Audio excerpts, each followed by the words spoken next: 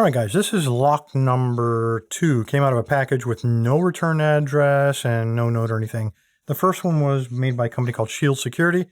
We weren't too impressed with that, and I got a feeling this may be the same deal. It did come with remnants of, I guess, the original packaging. This is made by a company called Hammerstone by Tektron. Cool name. 3-inch stainless steel, I want to say circle padlock. I'm going to flip it over. Here we go. Hammersmith again. Stainless steel. Here we go. That's what I'm looking for. Made in China. And in tiny little American flag there with... I can't make it out through the camera, though. I'm looking around the camera. It says, I think it says designed in the USA in tiny, like they're not proud at all. And then in big bold letters, made in China. So there we go. Doesn't say it anywhere on the lock. It just says stainless steel pretty much on both sides. Hardened, yeah. Okay, these guys are pretty easy to get into. Let me tell you, criminals mostly get into these by physical attack, and I'll show you how they do it. When you look at this Shackle, almost all these locks are made the same. Very few of them have security pins.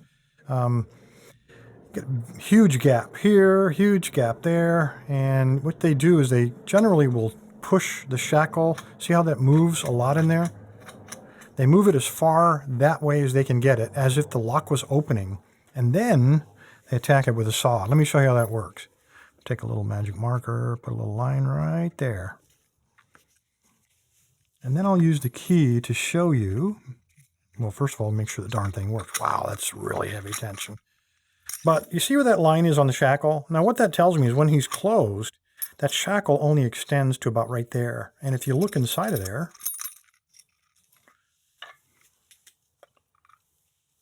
get the light to work, get a working light, like that one, there's nothing in there.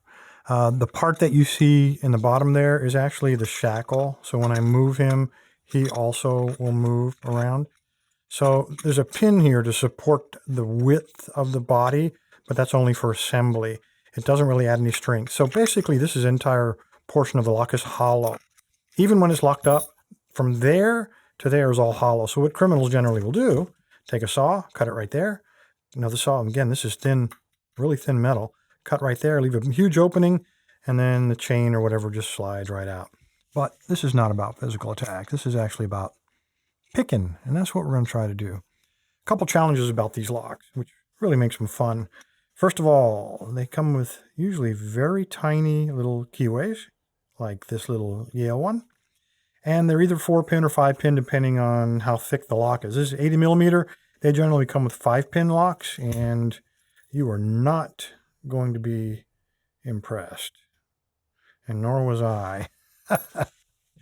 Probably why whoever sent this, tore the package open, saw that and probably just sent it to me. Anyway, anything 60 millimeter smaller, they generally only have enough thickness here for a 4-pin lock. This one is 5, so we got a little bit of fun there. All right, the second challenge is in tensioning them. Now, when you turn the key, obviously this shackle has to move. So if you're gripping it in a death grip like this while you're trying to pick it, you're preventing it from tensioning, and you're also preventing it from opening. So make sure when you hold it, don't grip on the shackle. Hold it like this, and then tension with your thumb. Let's see if I can find a tensioner here. It's probably too thick. Let's try this guy. Yeah, we'll try that. So don't clamp down like that. Otherwise, you're defeating yourself. You'll probably move like, yeah, it moves a little bit. So don't clamp on him and you'll be good to go. All right, a lot of them do have security pins, but most do not. Given this is made in China, even though it was designed in the US, let's try to rake it. So that may be the wrong size tensioner. Give it my best shot. All right, I'm going to use this guy. It's a nice short pick. This is the Worm by Sparrows. And this is exactly the kind of keyway you want to attack with this pick. All right, I did get a false set, and now my pick is stuck, and that tells me, there we go, I got him out. That tells me we probably got a security pin, which would be refreshing. So we're going to grab a pick that can fit into the keyway. This is 15,000th standard hook. Get in there. Get in there. Feels like pin 2 or 3. If I can just get under him, I can tell there's a little bit of counter rotation there. There, I got that, and there we go. One security pin, nothing to it.